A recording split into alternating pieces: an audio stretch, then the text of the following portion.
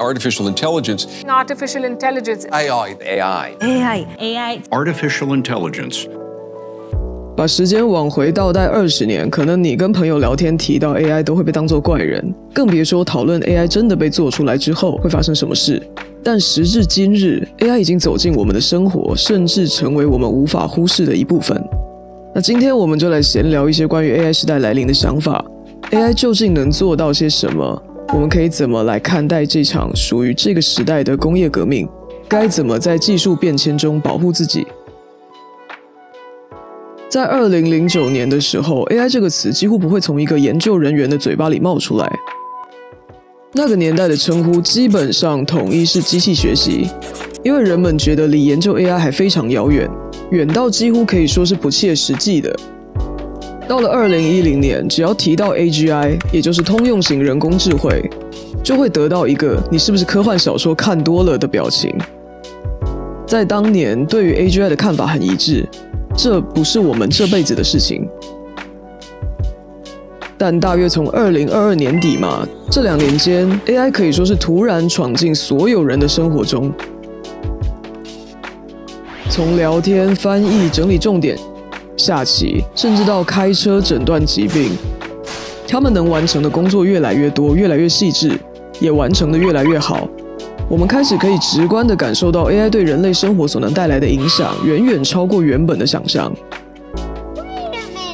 2022年开始，由于一般人取得算力的门槛降低，就是说硬体的效能提升到普通人也可以进行使用和小规模的训练了，加上许多预训练模型的开源，各国的法规又还追不到 AI 发展的车尾灯，执法工具安全防护也同样跟不上，所谓的道高一尺魔高一丈，这就引发了第一波的 AI 问题。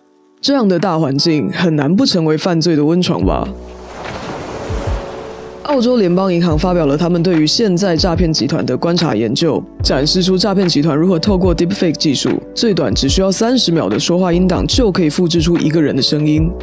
结合从社群平台搜集到的个人资讯，大幅增加了诈骗的可信度。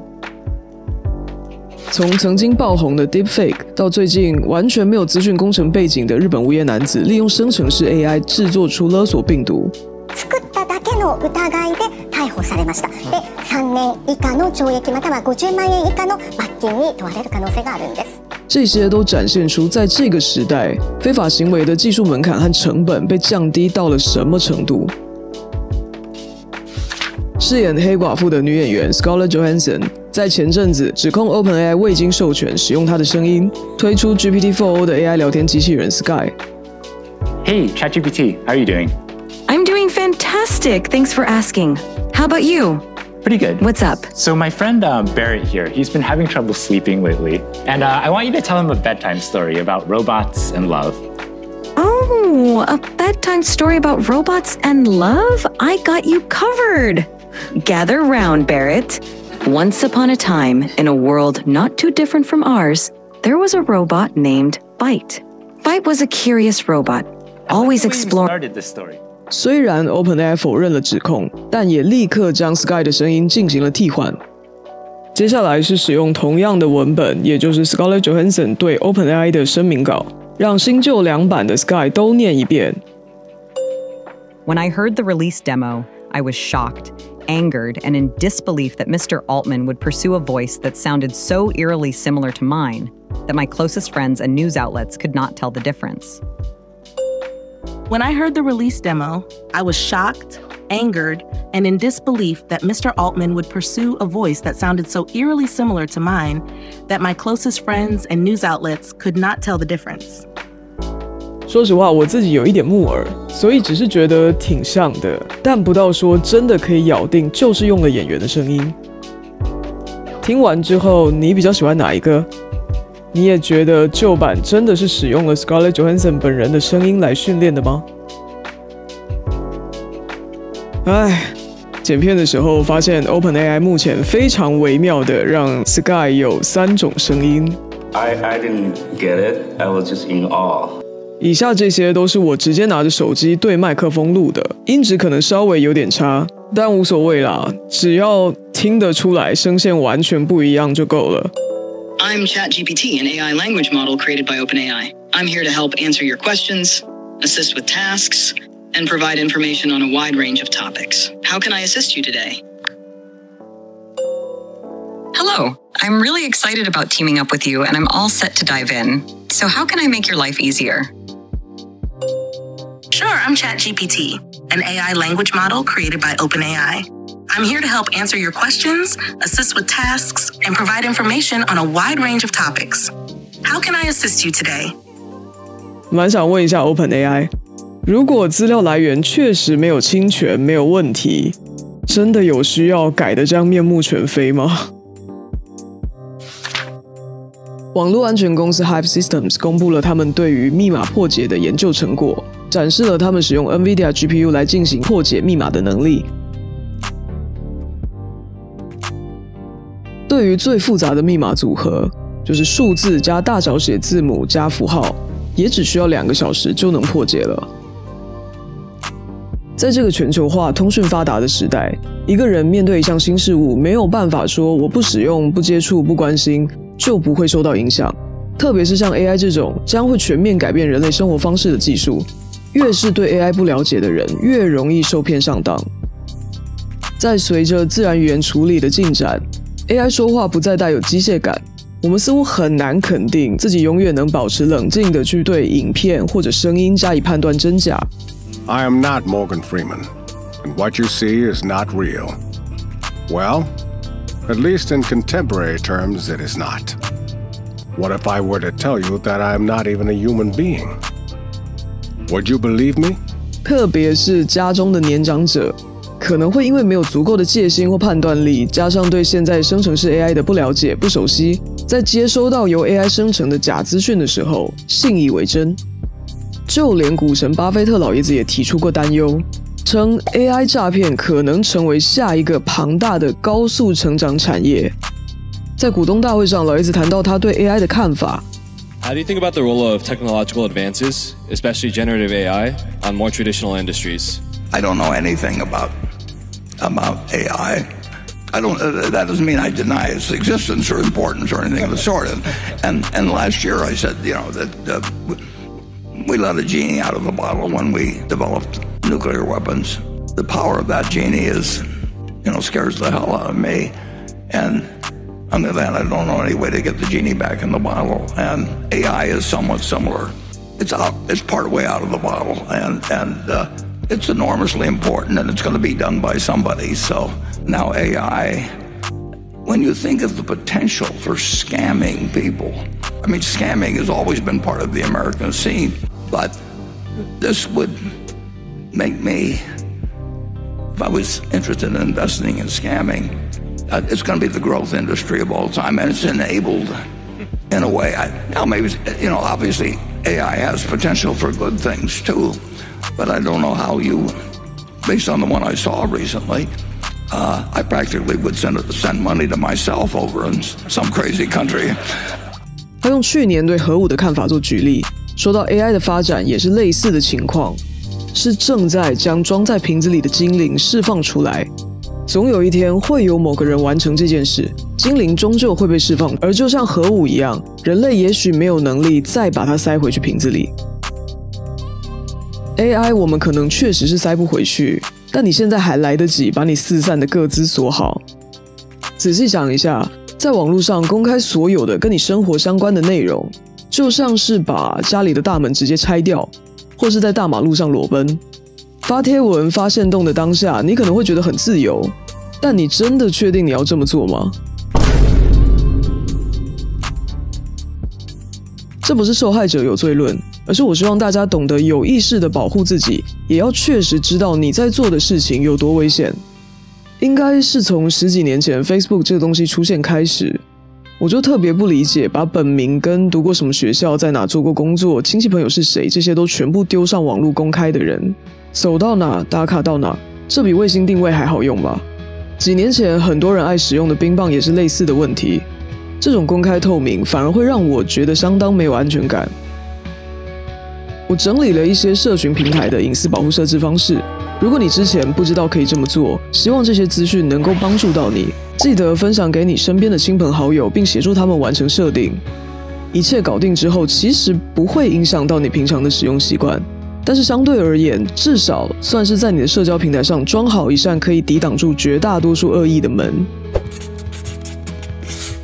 在 Facebook 上有一个锁住个人档案的功能，锁住后你的完整资讯以及贴文就只有你的朋友能够查看，包含过去的贴文都会被锁定为只限朋友能看，并且系统会自动开启2种审查模式。这2种审查不是审查你而是赋予你审查标注的权利。个人档案审查是让你决定别人标注了你的贴文要不要显示在你的页面上，标签审查则是让你决定别人在你的贴文上新增的那些标注可不可以显示，如果你没有批准，这些标注就会新增失败并被移除。就在你的个人档案右上角找到这样一个选单按钮，在弹出的这个选单里往下看就会找到锁住个人档案。在网页、手机或平板的 Facebook 上都有这个锁住个人档案的功能，随时可以改变锁定或解锁，只要再按一次同一个按钮，没有切换次数的限制。这个功能可以大幅提升你的隐私保护，防止陌生人随意查看你的个人资讯。在 Instagram 你可以把账号设为不公开，就可以防止陌生人搜索到你发布的内容。但是商业账号不能设为不公开，如果你想设定成不公开，需要先切换回个人账号。手机版从右上角，网页版从左下角，可以找到这样子的一个选单按钮，点开后选择设定、隐私设定，最上面会有一个不公开账号的开关，打开就可以把账号设成不公开。这样做可以更好的保护你的隐私，让陌生人无法随意窥探你的生活。最近这2年热门的平台小红书也可以透过不把我推荐给可能认识的人等等设定来降低陌生人窥探到你生活的机会，但它无法像其他平台那样完全不让陌生人查看你发的贴文。设置选项拆的也比较散，在设定的时候相对麻烦一点。从你个人主页的右边找到齿轮按钮，点开隐私设定后就可以根据以下的设定项目来决定你想要的防护程度。可以把你的收藏设为不公开，除了你自己之外没有人可以看见。找到我的方式，不把我推荐给可能认识的人，和不把我展示在他人关系列表，打开后就可以降低你的主页被陌生人逛到的机会。在附近页隐藏我的笔记，则可以避免其他人知道你就在他们的附近。关注与粉丝列表，把这2个隐藏按钮打开，就可以让其他人无法查看追随你和你追随的人。另外，在通用设定把不允许下载我的全部视讯打开，其他人就只能观看，但不能下载你上传的影片。虽然小红书的隐私设定没有其他平台那么全面，设置过程也有点麻烦，但调整完还是可以减少陌生人窥探你生活的机会。麻烦一点是值得的。另外还有一个我很想推荐的是 LINE 的美玉仪机器人，这是一个可疑讯息查证工具，可以帮助我们快速查证谣言和诈骗讯息。把美玉仪加入群组聊天室之后，它可以及时侦测并回应可疑讯息，提供相关查证内容。如果需要单独查询，也可以1对1询问美玉仪，让它帮助你确认讯息的真伪。在跟 Whosgo 技术合作后，美玉仪还可以快速辨识群组中传来的陌生电话号码以及LINE账号，防止你回拨诈骗电话或与高风险账号互动。对于年长者来说，美玉仪特别有帮助。年长者可能缺乏对新技术的了解，容易成为诈骗的目标。而美玉仪的使用方式很简单，只需要将它加入 LINE 的群组，或在需要时直接跟它对话，没有太复杂的操作就可以辨别可疑讯息，避免上当受骗。除此之外，还有一些其他的办法来更进一步提升安全性。例如，定期更改密码，不要在所有平台都使用相同的密码，使用多重身份验证，使用专门的隐私保护工具来增加额外的安全层，像是一些知名的 VPN。不要在网络上储存你的信用卡付款资讯，这些方法会带来比较多的不便，但对你的个资安全确实会有更好的保护。不知道以上分享的这些你都做到了多少呢？如果问我自己对 AI 的看法，除了长路张蝶将 AI 广泛运用在农业上之外，我最期待的应该是压缩模型商用化。压缩模型可以带来移动设备和边缘计算设备产业的发展。试想这样一个未来，不需要很高阶的设备，也不需要你是百万富翁，每个普通人都可以拥有一个大小能够放在口袋里的 AI。这样的个性化 AI 可以是你的私人家教、私人律师，也可能是私人医生。它可以快速统整网络上的讯息，掌握确实可靠的事实。它的知识储备超过一个人一生所学。除了对你友善、有耐心，还具备着高情商和同理心，并且他会记得你的喜好、习惯，记得你跟他一起讨论过的每一件事情。实现一切计划的成本都会大幅度降低，你不需要一整个决策团队，只需要让 AI 提供商业策略、资料分析，就能独立完成很多事情。更重要的是，他们是24小时待命在你身边。听起来不棒吗？我是还蛮乐见其成的。不论目前有多少争议和侵权犯罪问题，我依然是支持 AI 持续发展的立场。希望在我有生之年可以看到彻底被改变的世界吧。你对 AI 的发展趋势有什么看法？对于 AI 诈骗产业有什么防范的方法吗？欢迎在影片下方留言一起讨论，有任何问题也可以提出来。感谢各位收看，拜拜。I take care of most everyday tasks like cooking, housework, or managing your appointments, for example. But this is the first time in history that man has created a machine more intelligent than himself. I gather your brain can perform several billion operations per second, is that right? Absolutely, but I only exist thanks to the intelligence of the humans who designed me. And, they have something I could never have. Really? And what's that? A soul.